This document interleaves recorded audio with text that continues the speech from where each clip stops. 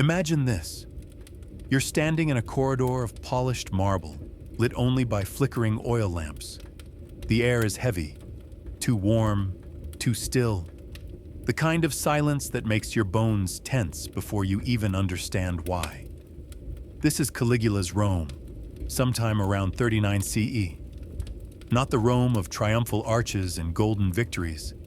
Not the Rome of Cicero or Augustus or the proud Republican Senate.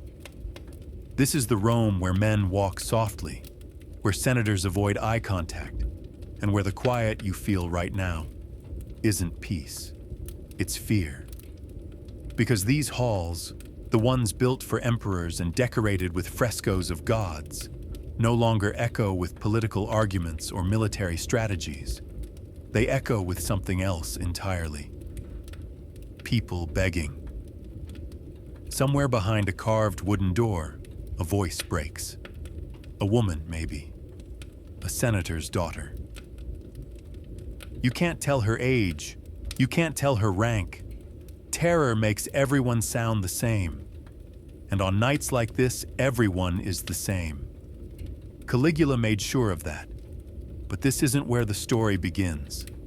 To understand how Rome, the greatest empire of the ancient world, allowed itself to kneel before a system of humiliation designed by a single man, we have to rewind. Way back. Back to a moment when Caligula was not a monster, not an emperor, not even feared. Back to when he was a symbol of hope.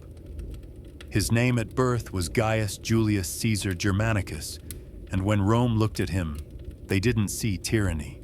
They saw the future. He was the beloved son of Germanicus, a general so adored that legionaries swore they would follow him into the underworld if he asked.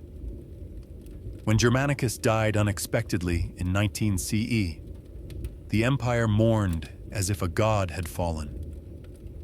Rumors of poisoning swarmed like flies around a corpse.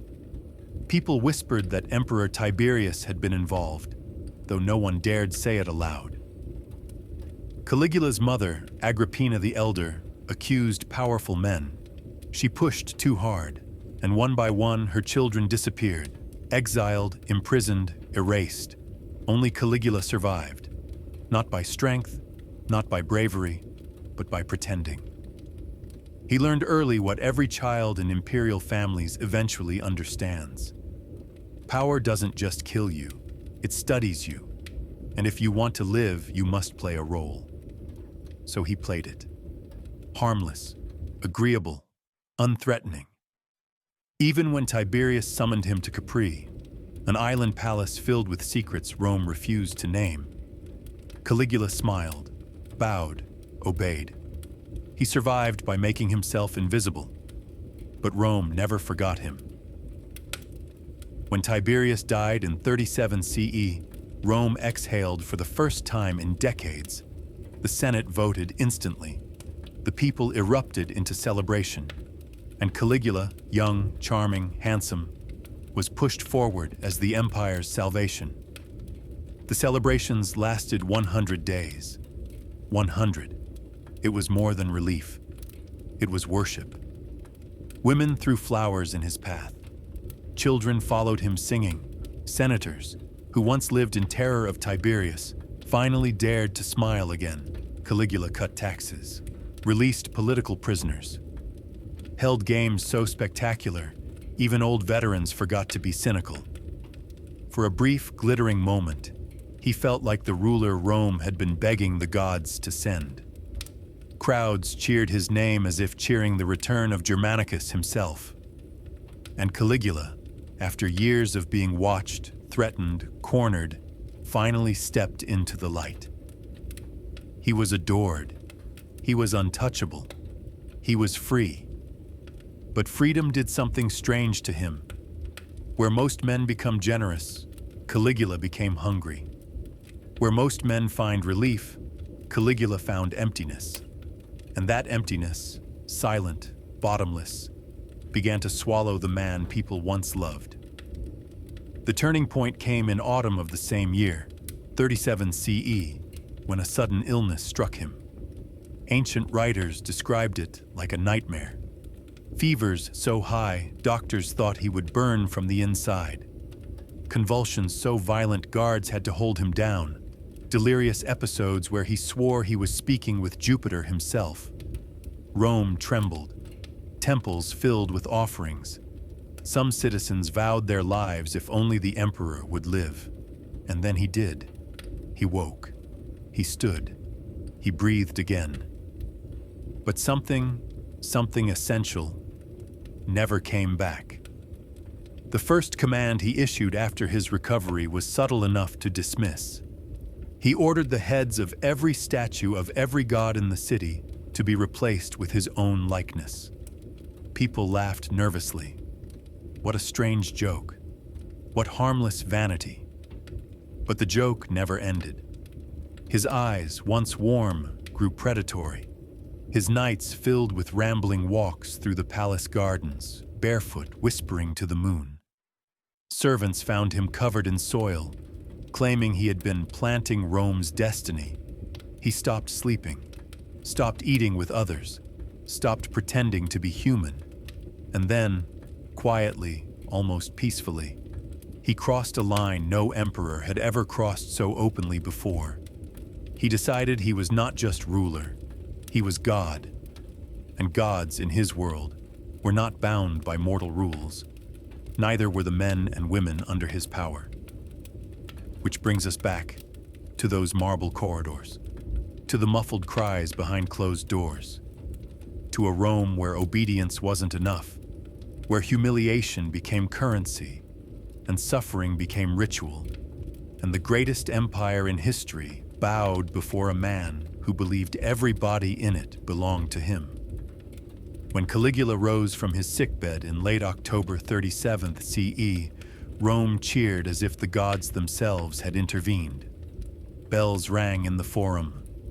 Priests slaughtered white bulls in every major temple.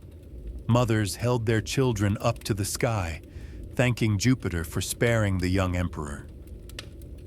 But the man they celebrated wasn't the same man who had fallen ill weeks earlier. Something inside him had cracked, quietly, invisibly, like a foundation stone that looks intact until the entire building collapses. The first sign came on November 1st, 37th CE. That morning, Caligula ordered craftsmen, sculptors, and palace administrators to gather in the Forum of Augustus. The order was simple. Every statue of every god in Rome shall bear my face. At first, officials hesitated. Perhaps they misheard. Perhaps this was a joke. It wasn't. By November 5th, workers across the city were chiseling and sawing marble divinities apart, replacing the serene faces of Jupiter, Mars, Venus, Minerva, and Apollo with the likeness of the 25-year-old emperor. People whispered, "Is this blasphemy? Is this a message? Is this the new Rome?" But the whispers stayed whispers. Under Caligula, even thoughts became dangerous. More changes followed. By late November 37th, Caligula was rarely sleeping. Palace servants reported seeing him awake at every hour, pacing the corridors, muttering to himself, stopping to stare at the moon as if waiting for an answer. He stopped eating with company, stopped attending morning Senate meetings, stopped hiding the strange tremor in his hands. He had survived death, and he began acting as if death no longer applied to him. On December 3rd, 37 CE, he announced that he was a living god. Not metaphorically, not symbolically, not in the poetic way emperors often flirted with divinity. No, Caligula meant it literally. A decree was read aloud in the Forum Romanum. Gaius Caesar is the new Jupiter, the living divine, the one whose presence guarantees the fate of Rome. From that moment, anyone entering the palace was required to bow. Senators were instructed to refer to him as Dominus et Deus, Lord and God. Some complied out of fear, others because they saw no alternative, but many because they sensed the storm coming. And they were right. The first victims of this new divine identity were the women closest to him. His three sisters, Drusilla, born 16 CE, Julia Livilla, born 18 CE, Agrippina the Younger, born 15 CE. At first, Caligula simply elevated them. He gave them seats of honor at official events, ordered coins struck with their images, forced senators to treat them as priestesses of his new divine household. But he wasn't honoring them. He was claiming them, especially Drusilla. Ancient sources differ on the nature of their relationship, whether it was symbolic, spiritual, or something far darker. But what matters is how Caligula behaved.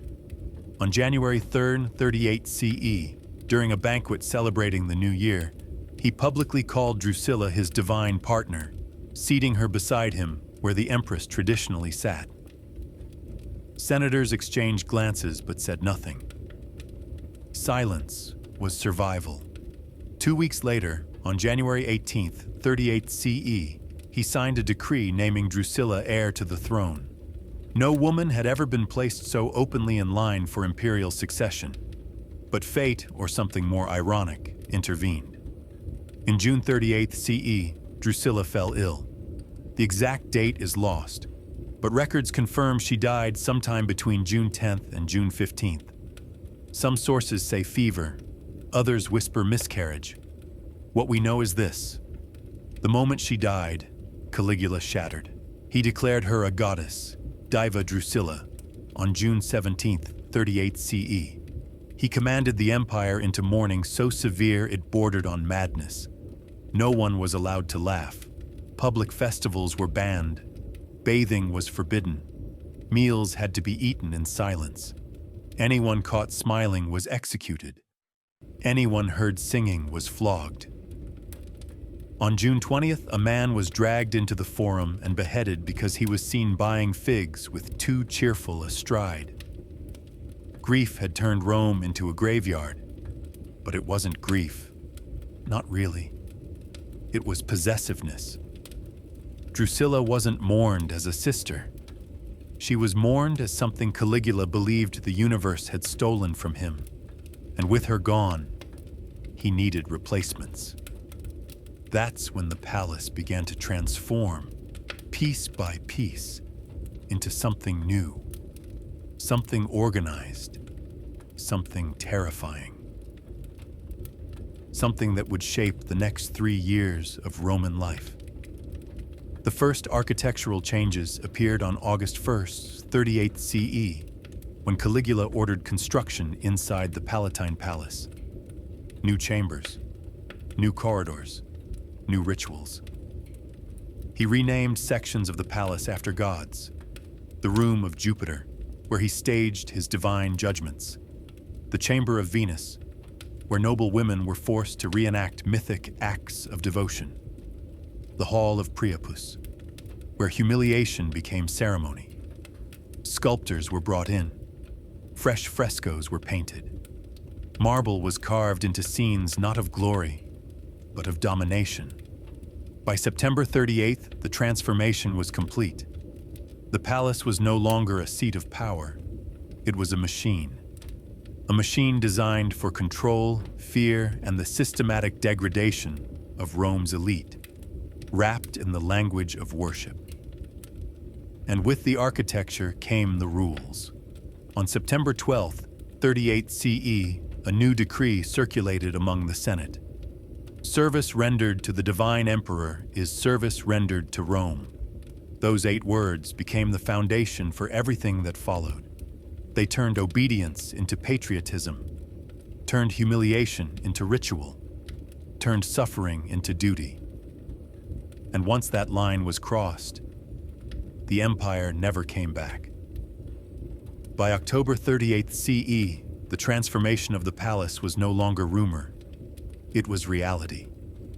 Guards whispered about new corridors sealed from ordinary staff.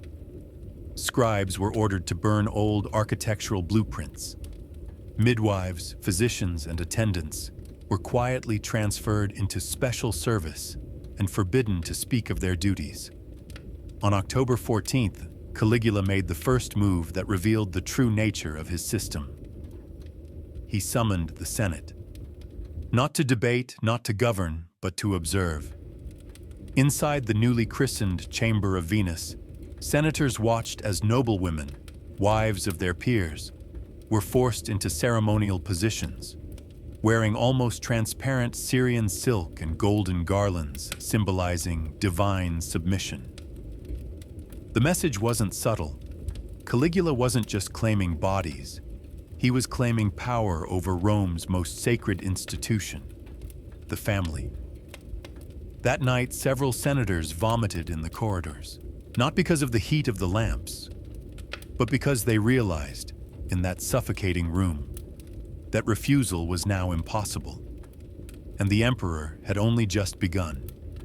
The next shift came on November 2nd, 38th CE, when Caligula introduced something Rome had never seen before: a bureaucracy for depravity. New officials were appointed: curatores sacrorum corporum, caretakers of sacred bodies; notari devotionis, recorders of acts of devotion; custodes orarum, guards of the ritual hours; accensi divini, assistants assigned specifically to Caligula's divine service. These titles sounded religious, but their real function was administrative. Every woman brought into the system was entered into a ledger: name, age, husband's rank, family lineage; physical description, service schedule; notes on pregnancy, injury, or insufficient participation. Everything was logged. By December 38th CE, the archive contained over 400 entries, and that was just the beginning. Scribes worked in shifts day and night, ink staining their fingers black, their faces lit only by small oil lamps as they documented night after night of rituals. This wasn't madness. This was policy. But the most disturbing element appeared on January 7th, 39 CE. It was a decree written in careful language, declaring that the emperor's body is sacred. Any who share union with him offer worship to Rome itself. This single document legalized the entire system. It turned coercion into religion, turned violation into patriotism, turned survival into complicity. Senators signed it in fear. Priests blessed it in silence. The Praetorian Guard enforced it without hesitation. Once it became law, Rome had no shield left. The first man to test the boundaries of this decree was Senator Gnaeus Cornelius Lentulus, a respected statesman in his mid-40s, known for his integrity. On January 18, 39 CE, Caligula summoned him and demanded the presence of his wife, Livia Hostilia, a woman known for her education and quiet dignity. Cornelius refused. Not publicly, he wasn't suicidal, but privately, he fell to his knees and begged the emperor to choose another woman. Caligula listened, smiled, placed a hand on the senator's shoulder, and said, "Of course, Cornelius, I understand your fear. I know how much you love your family." Cornelius nearly fainted with relief. Then, on January 19th, the senator arrived at the Senate House and found a crowd gathered at the steps. Soldiers stood in tight formation. Some senators were weeping. There, lying on the cold marble, was Cornelius's 8-year-old son, alive, mutilated, marked with a message carved across his torso: Obedientia, obedience. Cornelius collapsed. The senators judged bystanders who didn't dare offer comfort. Rome learned the cost of defiance. On January 20th, Cornelius delivered his wife to the palace. Caligula greeted her personally, and that night, in the Chamber of Venus, he ordered the scribes to write a special note in the ledger: service rendered by Livia Hostilia with full consent of both husband and father. It was a lie, but it was a lie the empire now depended on. By February 39th CE, the system expanded even further. Teenage daughters, girls between 12 and 16, were assigned to the instruction program, a euphemism for the grooming rituals carried out in the Hall of Priapus. On February 11th, the first selection ceremony took place. 21 girls from elite families were paraded in front of the emperor and ranked, as if they were livestock. Their fathers stood in the shadows, pale and sweating, praying their daughters would be passed over, or at least ranked low. But the system was designed to make ranking irrelevant. Everyone was chosen eventually. The next major step came in March 39th CE, when Caligula introduced something even darker: a breeding initiative. According to a memorandum dated March 22nd, 39 CE, women deemed most fertile were compelled to bear imperial offspring. These children were taken immediately after birth, raised as children of the state, stripped of family identity, trained from infancy for palace service. A dead entry from the archive states: birth, March 30th, 39 CE. Mother, Julia Domitia. Status, infant removed for divine raising. Father, Imperator Gaius. The child's real father, her husband, never saw her again. This wasn't reproduction. It was state-directed human engineering. Meanwhile, Caligula's own nights grew stranger.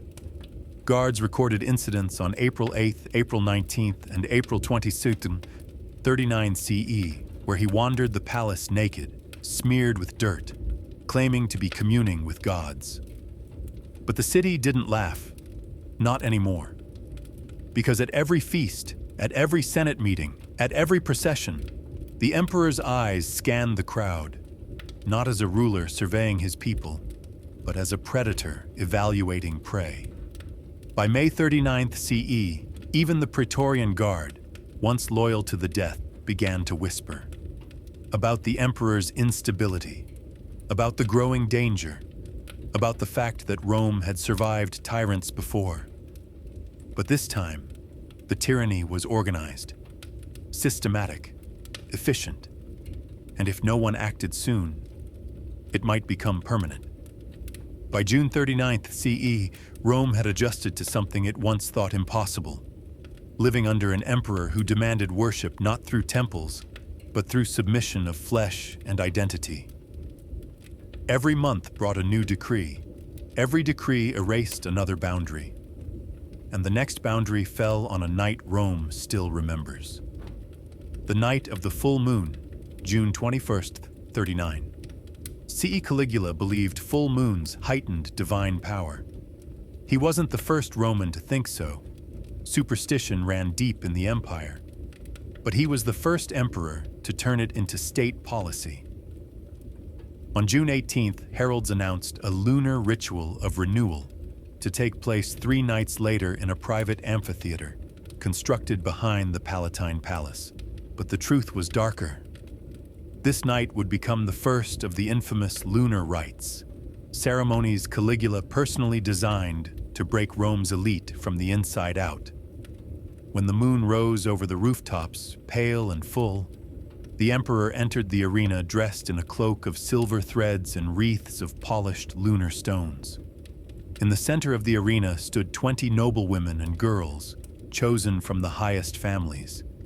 Their fathers watched from the stone galleries, silent, sweating, gripping the edges of their togas so hard their knuckles turned white. And then Caligula introduced his participants. 2 gladiators famed for their brutality, several Nubian captives taken from campaigns near the Nile, and, shockingly, a trained Molossian mastiff and a caged leopard gifted to him by a client king months earlier. The crowd wasn't a crowd. It was a prison of witnesses, forced to watch or die. Caligula raised a gilded baton carved with symbols of Priapus and declared, "Let the gods of the moon choose whom they will." What followed wasn't ritual. It wasn't performance. It was a demonstration of absolute dominance. Scribes recorded everything, literally everything, as if documenting grain shipments or military drills. Names, durations, reactions, pregnancies suspected, pregnancies confirmed, entry after entry, written in cold ink. By dawn on June 22nd, 24 new records were added to the archive. Every senator present understood. If Caligula was willing to stage this in public, before witnesses, what was he doing in private? The reforms of July 39th CE Caligula didn't slow down. He escalated. On July 2nd, he announced a new category of imperial offerings, daughters between 12 and 14, chosen specifically for their purity. Fathers were required to sign ceremonial scrolls declaring they willingly dedicated their daughters to divine service. On July 11th, a Senate decree, forced but official, passed unanimously. Any child born of the emperor carries divine rank and must be recognized above all legitimate heirs. This law destroyed Roman family structure. A child from coercion now outranked sons born within marriage. That meant senators, the backbone of Rome, could lose their bloodlines, their inheritance, their political future, all through one night in the palace. Fear rippled across every household. Mothers slept with knives under their pillows. Fathers began sleeping in shifts. Families whispered of escape, but escape from the empire was impossible. Rome was the world, and the world belonged to Caligula. The breeding registers, August 39th CE. On August 3rd, a new office opened under the Palatine, the Archivum Divinorum Corporum, the Archive of Divine Bodies. The ledgers here were unlike anything Rome had seen. Columns tracking cycles, fertility predictions, miscarriages, detailed medical notes from terrified physicians, an entire section labeled Infantes Sacri, sacred infants, containing birth records of babies removed from their families within minutes of delivery. Over 200 pregnancies were recorded between August 6th and August 30th. Some ended naturally, some ended by force. None ended with mothers holding their children. A midwife later wrote, anonymously, that on August 17th, she delivered a healthy baby boy to a young woman from a senatorial family. He cried for his mother. They took him before I could cut the cord. The entry in the ledger reads, Infant, nar 47 date, 16th Augusti, 39 CE. Status, taken for imperial upbringing. Mother, name withheld. Father, Imperator Gaius. The mother disappeared into the system 1 week later. September 39th. CE, the turning point. September was the month Rome realized the empire had crossed a line it couldn't hide anymore. On September 9th, Caligula introduced another ritual, the hour of exchange. Women and girls were rotated between chambers under the pretext of divine pairing. Fathers signed rotation schedules. Husbands signed waivers. Brothers delivered their own sisters at the required hour. On September 16th, Caligula forced the Senate to attend a reading of the archives. A public reading. The emperor stood at the center of the Curia Julia with a scroll in hand and began reading entries aloud. Entry 346, Julia, wife of Marcus Antonius.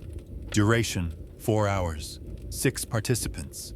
Pregnancy confirmed. Marcus Antonius fainted. He survived only because fainting was not considered rebellion.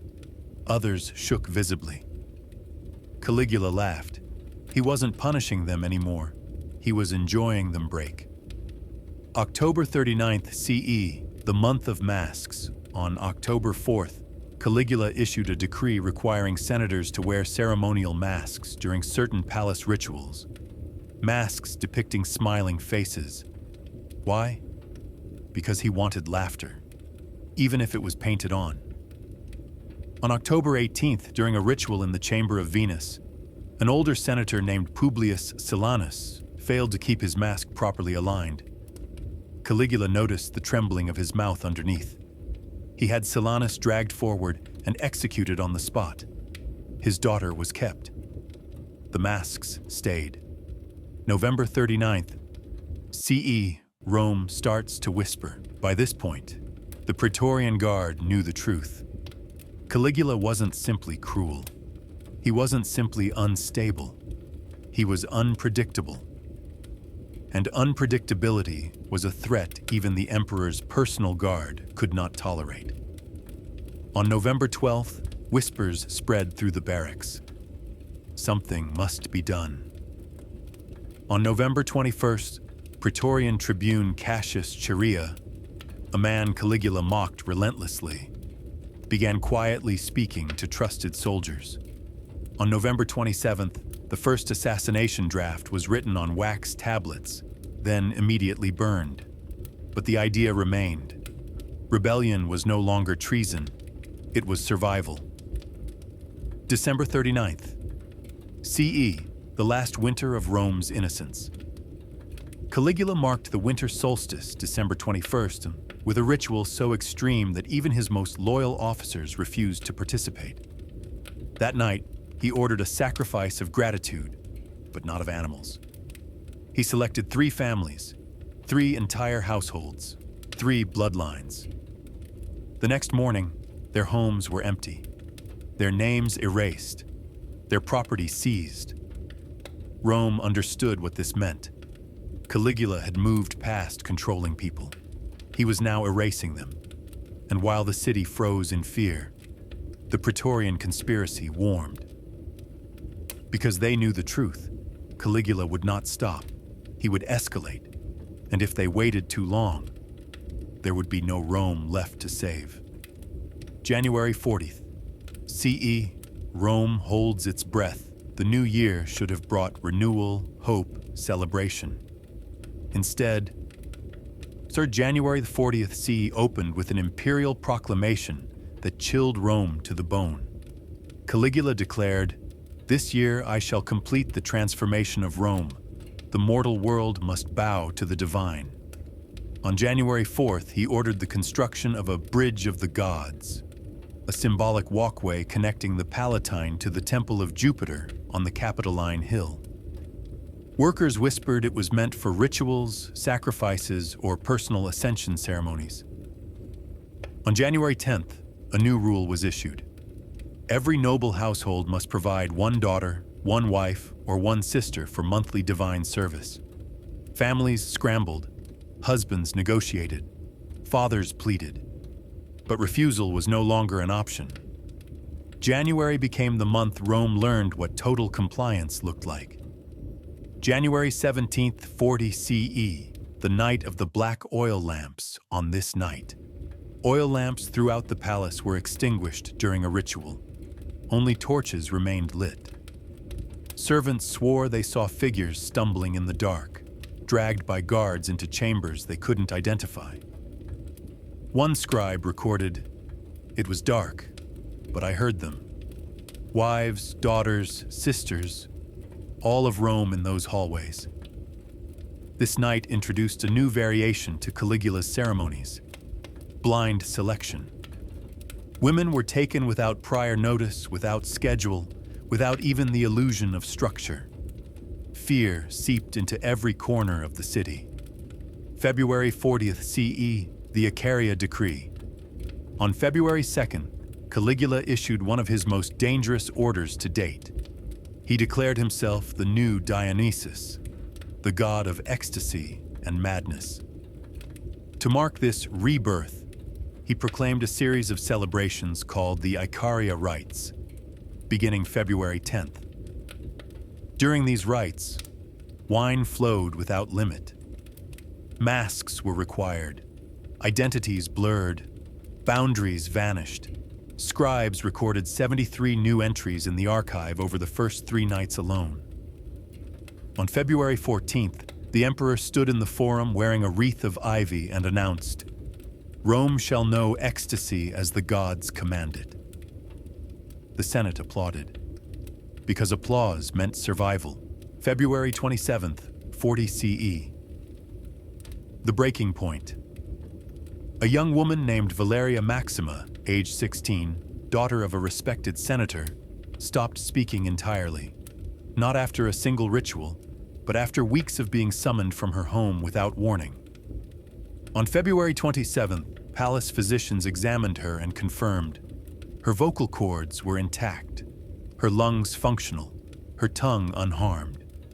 But Valeria never spoke again. Her condition spread fear more effectively than any decree. Parents recognized the look in her eyes: emptiness, total dissociation, the mind retreating from a reality it could no longer survive. Whispers spread: if the young cannot bear it, Rome cannot bear it. That whisper reached the Praetorian Guard, and it changed everything. March 40th. CE, the first attempt at rebellion. Cassius Chaerea. The Praetorian tribune, mocked by Caligula since August 39th CE, began contacting those who had suffered personal humiliation. On March the 6th, he met secretly with a small group of officers in a storage chamber beneath the Castra Praetoria. On March 9th, they created a list of potential allies. On March 11th, they identified key palace guards who might be persuadable. But on March 14th, a servant overheard fragments of conversation, something about removing the disease. The conspirators panicked. By dawn, March 15th, all assassination plans were burned, all references erased, and Chaerea swore to wait for a better opportunity. Rome had just narrowly avoided a premature revolution, and nobody except a handful of men knew it. April 40th, CE, Caligula escalates again.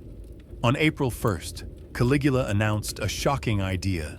He planned to invade Britannia, not for military glory, but to collect seashells blessed by Neptune. The Senate did not protest. The public laughed nervously. But to the Praetorians, this was not comedy. It was evidence of instability beyond control. On April 17th, Caligula inspected the troops preparing for this absurd campaign. During the inspection, he mocked Chaerea again, commanding him to announce orders in a deliberately high-pitched voice, humiliating him before thousands of soldiers. That night, Chaerea broke a piece of bronze armor with his bare hands. Someone close to him recorded, "He has decided.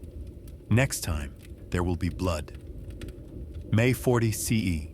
Families begin to disappear. On May 3rd, 3 noble households vanished overnight. On May 7th, 2 more. On May 12th, another. Rumors said Caligula had begun cleansing corrupted bloodlines, a phrase first recorded in an imperial memorandum dated May 9th. The truth was simpler and darker. He was eliminating anyone he considered disloyal, and disloyal now included. Fathers unable to hide their disgust, mothers who resisted selection, brothers who attempted to protect sisters, senators who hesitated too long before bowing. The disappearances escalated. On May 21st, 7 entire families vanished. On May 25th, 12. By May 30th, even the Praetorian Guard whispered, "Rome is bleeding." June 40th. CE, the month of the shattered Senate, Caligula returned from his mock campaign to the northern coast in early June. On June 9th, he addressed the Senate. The speech lasted an hour. Scribes noted its tone was unhinged, erratic, dangerously euphoric. He claimed, Neptune had bowed to him, Britannia would soon kneel, the gods had given him visions, and Rome must elevate suffering to holy art. On June 12th, he introduced a new statue project, one that would require the Senate to construct a temple dedicated to him as a living god. Not someday, not after death, immediately. The Senate agreed. What else could they do? But as they left the Curia Julia that day, Cassius Chaerea walked among them and whispered 2 words to a fellow officer. Soon. Soon. July 40th, CE, the final trigger. Everything changed on July 22nd, 40 CE. That night, Caligula hosted a ceremony of consecrated heirs. Several girls, including 2 only 12 years old, were chosen for divine impregnation. One father broke. Senator Aulus Vitellius, a man who had survived multiple emperors, collapsed during the ceremony and screamed, "He is a monster! A curse on Rome!" Guards seized him. On July 23rd, his entire family vanished. Word reached the Praetorians within hours. That same night, Chaerea gathered 6 officers in a torchlit chamber. One of them asked, "When?" Chaerea answered, 41 during the games, when the world is loud enough not to hear him die. The date was unspoken, but understood, January 24th, 41 CE. The day Caligula would take his final breath. The day Rome would take back its soul. August 40th, CE. Planning in the shadows. The heat that summer was suffocating. Rome felt like it was boiling from the inside, not just from the sun, but from fear, tension, and the quiet knowledge that the empire was spiraling towards something irreversible. On August 2nd, 40 CE, Chaerea held the first formal meeting of the conspiracy. Not in a dark alley, not at a tavern, but inside the Castra Praetoria, in a dusty storage room stacked with unused shields and cracked spears. A room Caligula would never have reason to enter. 6 men came that night. Cassius, Chaerea, Julius, Lupus, Marcus, Vinicius, Lucius, Anicius, Gnaeus, Aquilius, Aulus, Sertorius. They stood in a circle, the only light coming from a single oil lamp that flickered whenever someone inhaled too sharply. Chaerea placed a dagger on the stone floor. "This is not a weapon," he said. "This is a promise." None of the men spoke. None dared, but each nodded. On August 6th, they drafted a list of targets. Not just Caligula, but several of his closest enforcers, including palace guards, who oversaw the darkest rituals. Between August 8th and August 20th, Chaerea met privately with potential supporters. Many refused, many trembled. A few swore loyalty through clenched teeth. Only one said what the others were thinking. If we fail, Rome dies. If we succeed, we die. Both statements were true. August 29th, 40 CE, the Emperor's Games.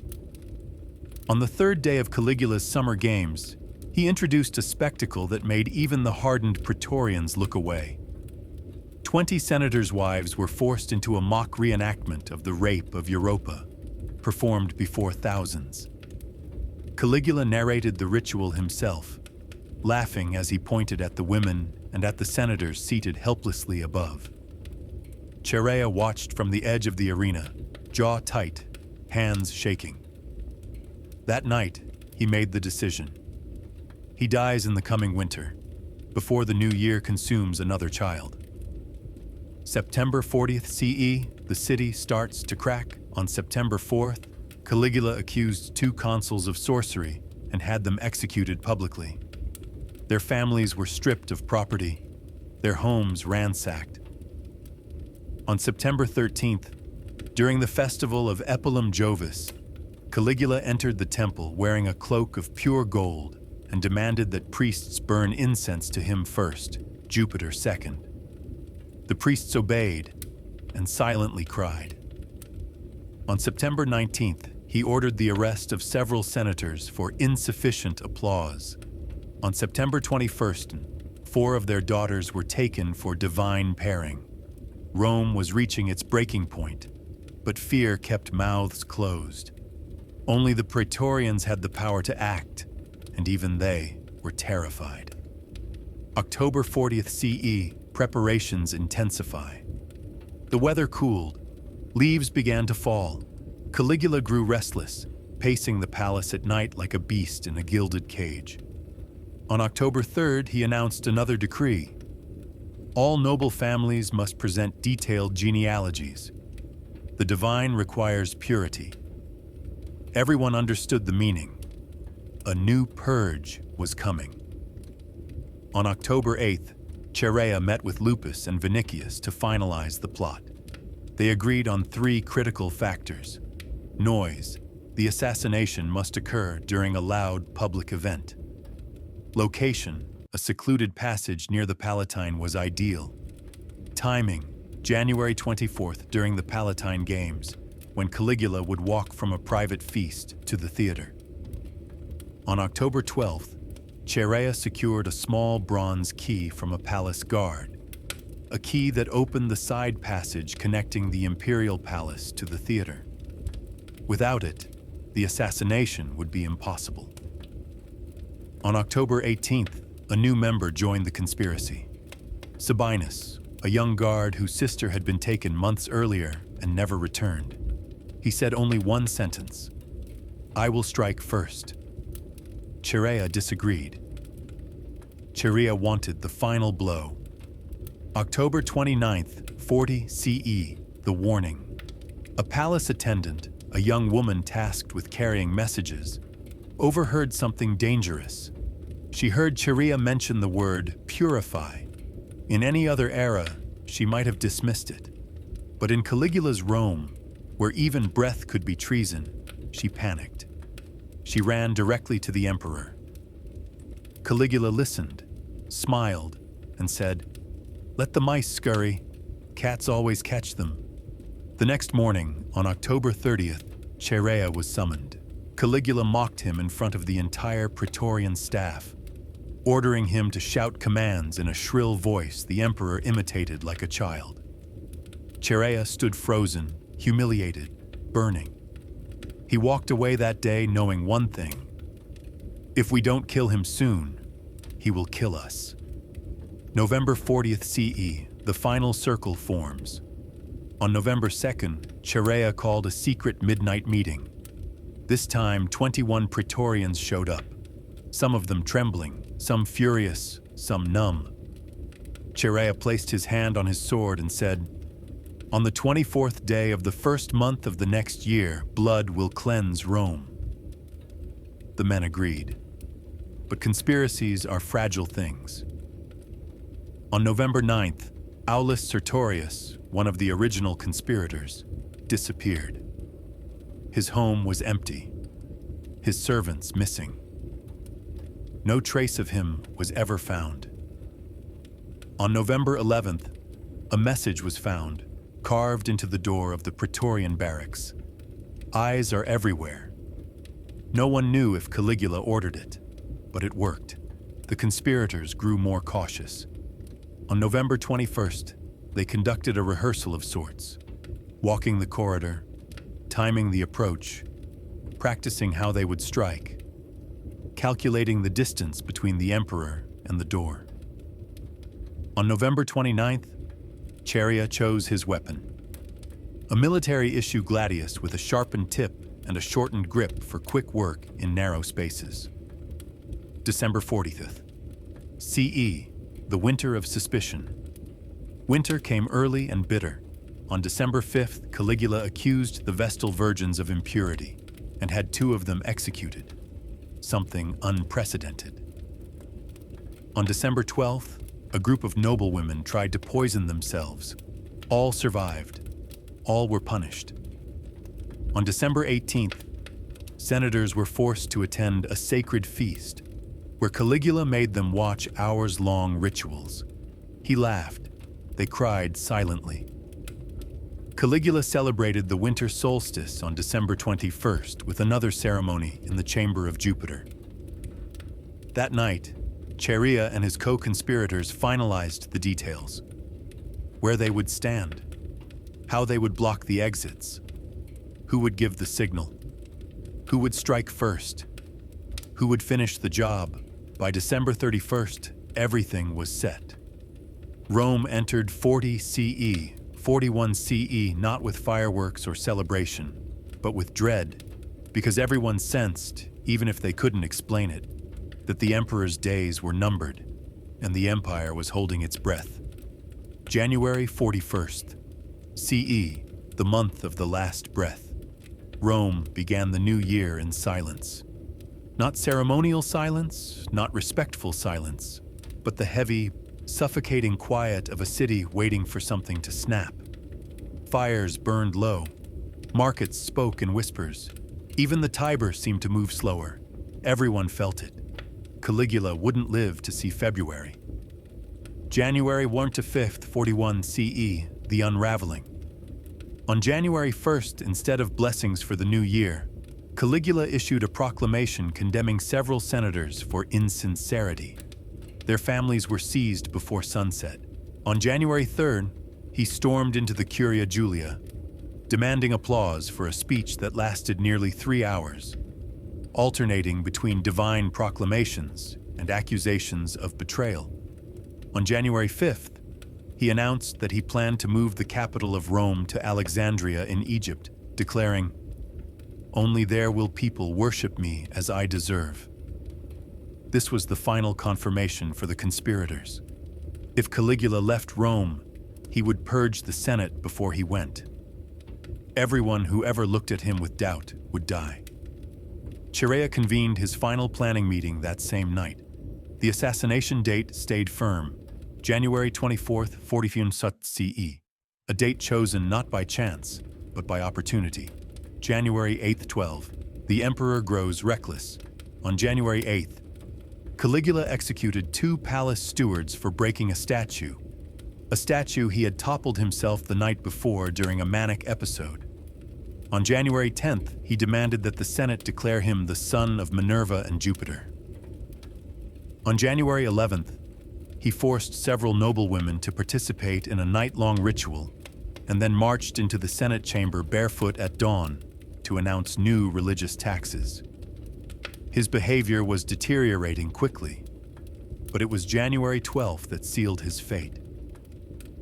During a celebratory procession, Caligula mocked Chaerea again, this time in front of the entire Praetorian Guard, ordering him to give the password of the day in a shrill, feminine voice.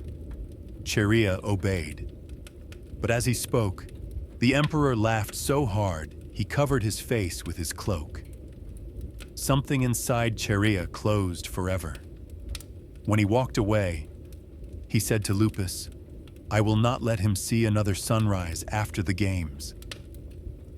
January 13th to 17, the palace titans Caligula sensed something was wrong. Not because he was rational, because he was paranoid.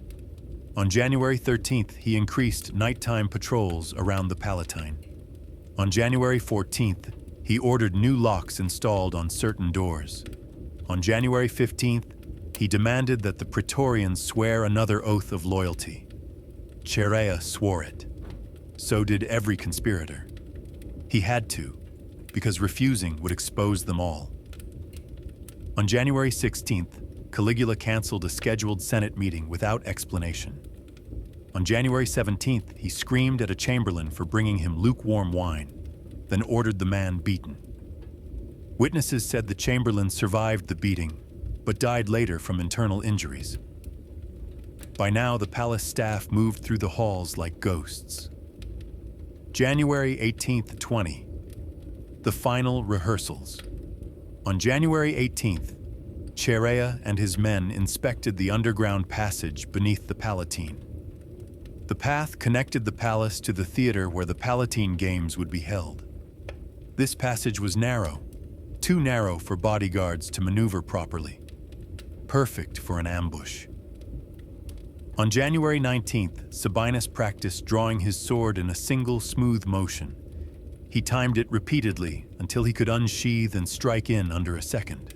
On January 20th, the conspirators walked the corridor one last time. They positioned themselves, Chaerea and Sabinus by the entrance, Lupus and Vinicius midway down, 3 more guards at the far end. Additional soldiers stationed behind frescoed pillars. They rehearsed when to block each exit, when to strike, how to make sure Caligula didn't escape. The plan was simple: strike fast, strike silently, strike without hesitation, and above all, Finish him. No second chance. No mercy. No mistakes. January 24-22, Rome feels the storm coming on.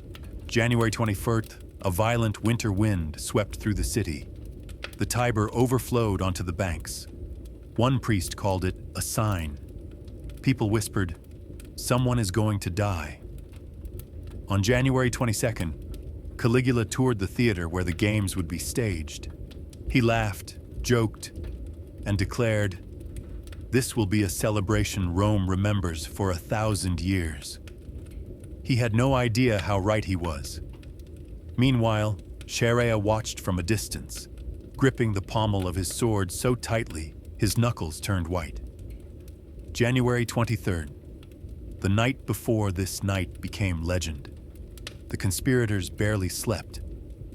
Sabinus sharpened his blade again and again, unable to calm his hands. Lupus wrote a final letter to his wife and hid it beneath a loose tile. Vinicius sat on the edge of his cot, staring into the darkness, silently mouthing a prayer. Chaerea walked alone through the Praetorian barracks, memorizing every echo of every corridor. At midnight, he whispered to the men who would strike with him, "Tomorrow, Rome is reborn." January 24th, 41 CE, the Day of Blood. The day began with cold air and bright winter sun. The Palatine Games opened at noon. Crowds gathered in the theater. Priests performed blessings.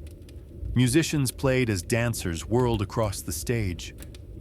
Caligula sat on his elevated gold-backed seat, laughing, applauding, insulting senators, pointing at spectators with drunken delight. He was in a good mood, and that was perfect. Because a content emperor walks without fear. The final minutes before the ambush, around 1 p.m., Caligula stepped away from the theater, bored with the performances. He decided to visit a group of young actors preparing backstage. This was the moment the conspirators had waited for. Chaerea gave the signal. Dozens of Praetorians subtly repositioned themselves. The corridor was cleared. The doors to the side passage unlocked. Caligula, accompanied by a small group of attendants, moved through the marble archway at approximately 1:12 p.m. He dismissed his bodyguards. He walked lightly, humming. He was halfway down the passage when he saw Chaerea. The tribune stood motionless, blocking his path. Caligula frowned. "You again? What is it now? Another password? Must I speak like a woman for your amusement?" Chaerea stepped forward. The emperor laughed, and Chaerea struck. January 24th, 1:12 p.m., the corridor of no return. The marble walls of the underground passage were cold, echoing every footstep. Caligula, still smiling from his own joke, barely had time to finish the laugh. Chaerea moved first. He didn't shout. He didn't hesitate. He didn't invoke the gods or Rome or honor. He simply lifted his gladius in one swift, practiced motion. The first strike landed under Caligula's ribs. A short, clean thrust, exactly as Chaerea had rehearsed. Caligula gasped, a confused, high-pitched sound. His hand flew to the wound, warm blood spilling between his fingers. He stared at Chaerea with disbelief, as if the laws of nature had been broken. "You," he whispered. Not in anger, not in fear, in confusion, as if betrayal was impossible, as if this moment could not exist. 1:13 p.m. The first blow isn't enough. Caligula stumbled backward, hitting the wall. One attendant screamed. Another dropped to his knees in shock. The emperor tried to push himself up, rage flaring across his face. "Guards! Guards! Seize!" He never finished the command. Sabinus struck next, a deep slash across the shoulder, nearly severing muscle. Then another soldier lunged, stabbing Caligula in the thigh. Blood splattered across the marble tiles, bright red against cold white. The emperor shrieked, a raw animal sound. He tried to run, but the corridor was blocked. 1:14 p.m. The frenzy begins. Once the first blow was delivered, restraint broke. Lupus stabbed him in the side.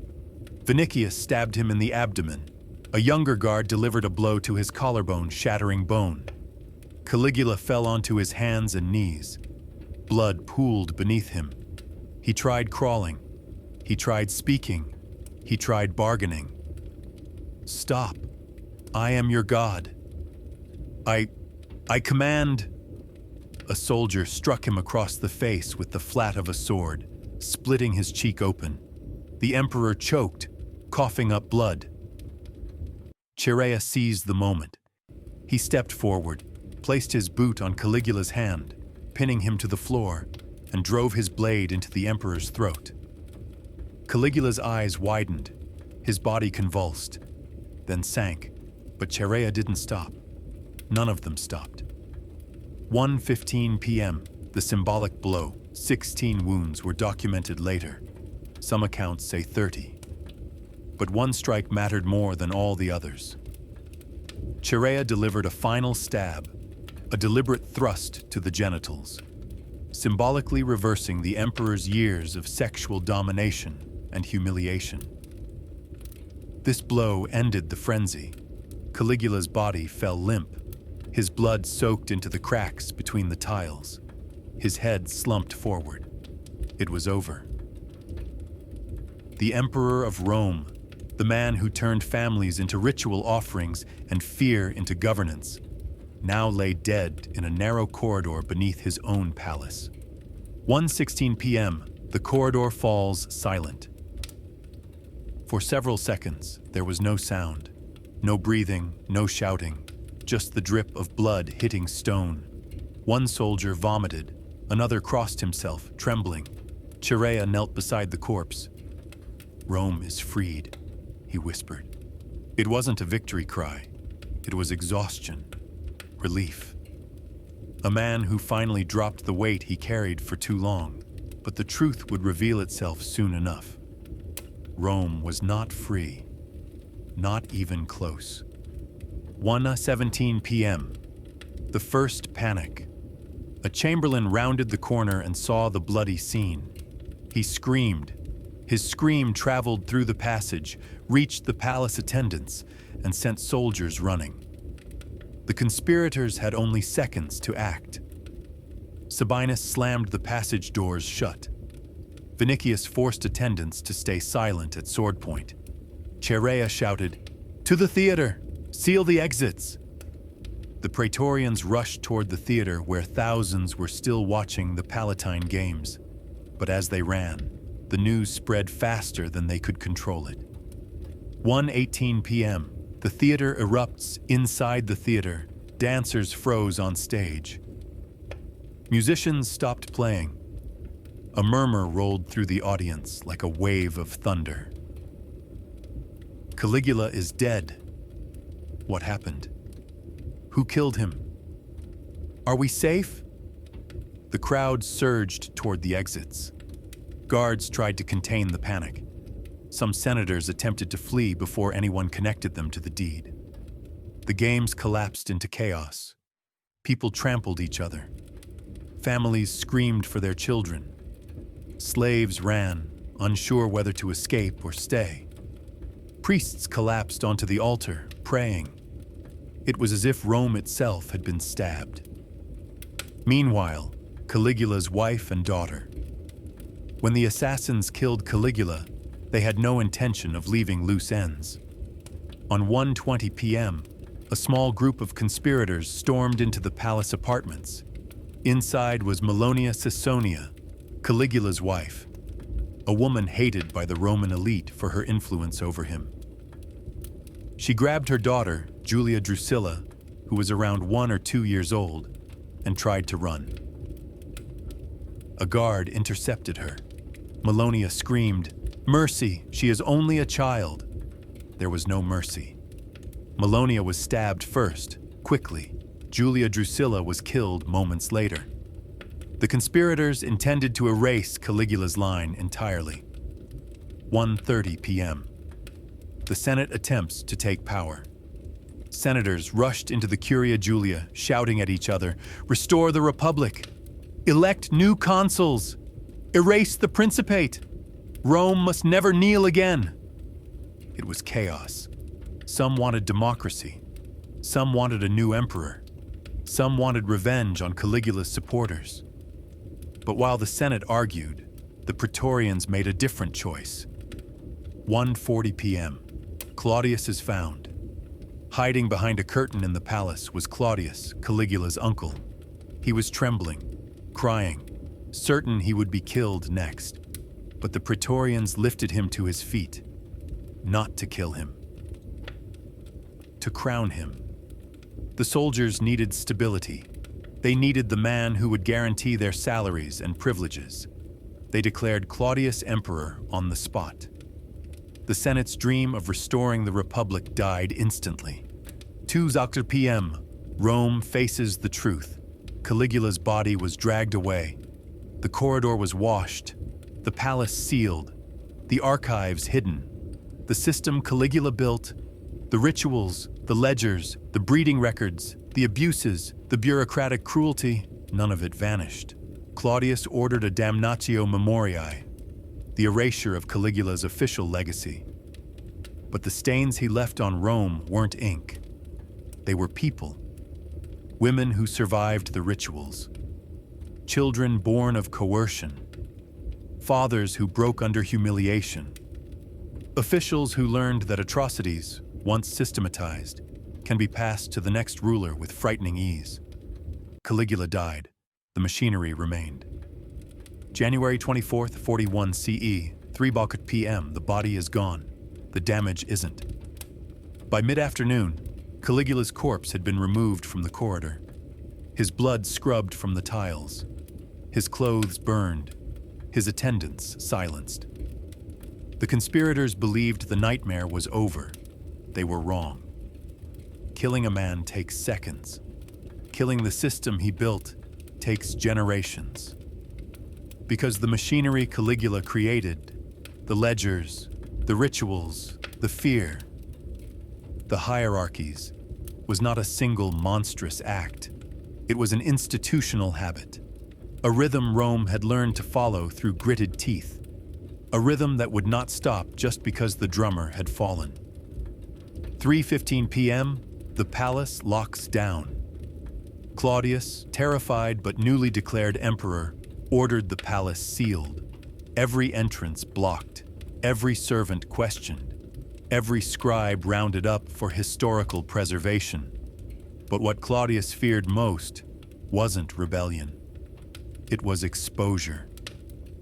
He knew what had happened in the palace under Caligula. He knew what the archives contained. He knew the Senate would use those records to destroy any future emperor. So his first order as emperor was not an act of mercy or reform. It was an order of silence. On January 24th, 41 CE, at approximately 3:25 p.m., Claudius commanded, "Seal the imperial records. No one will read what has been written."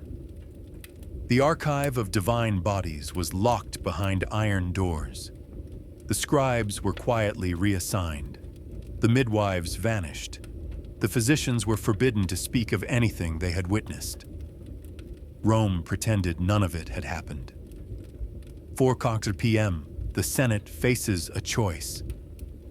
Inside the Curia, senators shouted themselves hoarse. Some screamed for vengeance. "Punish every guard! Burn the palaces! Expose the records! Let the people know what was done." Others shouted just as loudly to bury the truth. Rome must not appear weak. Do not shame noble families by revealing what their daughters suffered. If the people know, they will rebel. Ultimately, fear won. By 5:10 p.m., the Senate agreed to support Claudius, not because they loved him, but because the alternative was too terrifying. If Rome truly confronted what Caligula had done, the entire political structure might collapse. Evening of January 24th, Rome digests the news. At sunset, heralds spread through the streets announcing, Gaius Caesar is dead. Long live Emperor Claudius. People lit torches, not for celebration, but to peer into each other's eyes and ask silently, is it really over? Mothers held their daughters closer. Fathers locked doors. Neighbors exchanged glances of disbelief. By midnight, the city still hadn't slept. Not because of victory, because Rome didn't know what came next. January 25th, 41 CE, the cleanup begins. The morning after the assassination, Claudius issued another decree. All records associated with vulgar acts of the former emperor shall be destroyed, sealed, or removed. But the truth is simpler. Nothing was destroyed. Everything was stored, and some things were copied. Secretaries loyal to Caligula had written duplicates of the ledgers. Midwives kept coded notes. Guards whispered details in taverns. People remembered. No law could stop that.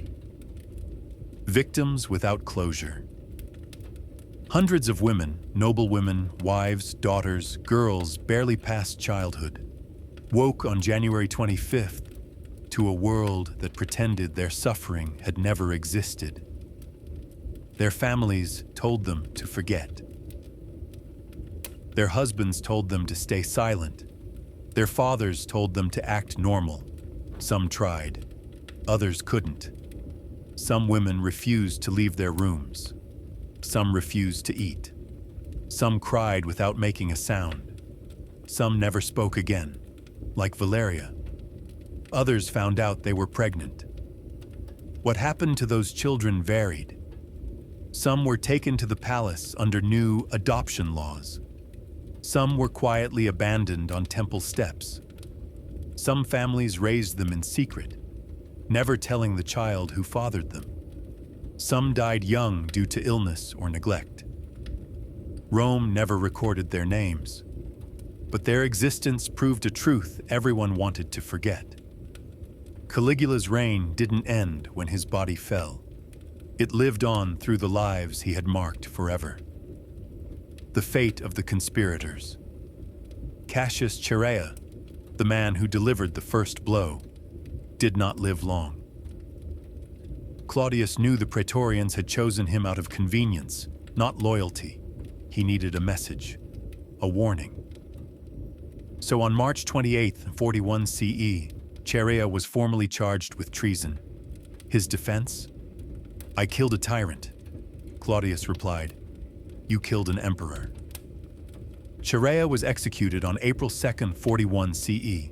Some say he faced death calmly. Some say he laughed. Others say his final words were, "Let Rome remember who cleansed her." She didn't. Rome rarely remembers the men who clean up its monsters. Only the monsters. The fate of the archive. Claudius couldn't destroy the records.